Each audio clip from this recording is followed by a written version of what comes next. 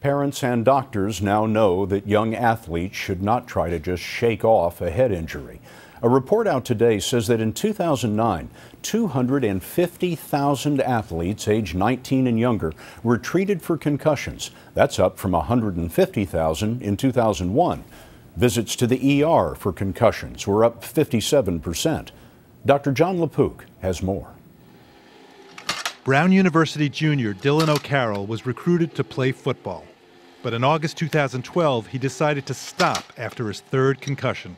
The reason I knew something was wrong is when I walked off the field and I had sort of this white blindness, and I said, whoa, that wasn't good, and I sat down, and again, I started to feel like I wasn't myself. Today's report describes a culture of resistance where athletes feel pressure not to disclose potential concussions. It's a very difficult decision because you've been playing football for all your life, and you love everything that goes along with football. To have it kind of taken away from you, you kind of have to understand that there is more to life than football. According to the report, the highest rate of injury from men is in football, followed by ice hockey, lacrosse, wrestling, and soccer. Among the highest for women are soccer and college ice hockey. And there is no evidence soccer headgear reduces the risk of concussion. The same is true in football. Helmet manufacturers already post warnings like this. Contact in football may result in concussion or brain injury, which no helmet can prevent.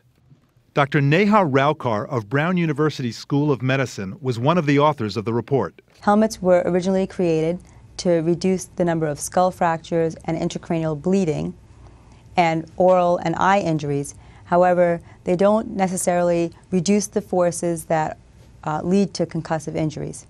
Athletes with a concussion are at risk for a more severe one the next time around. 10 to 20% of patients have symptoms lasting more than 2 weeks.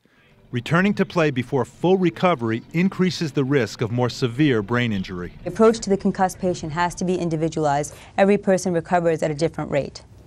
Despite all the attention to the subject, the committee found significant lack of knowledge about how often concussions happen and what the effects are. It recommended the government set up a national reporting database. Big concern for so many parents, John. Thank you very much.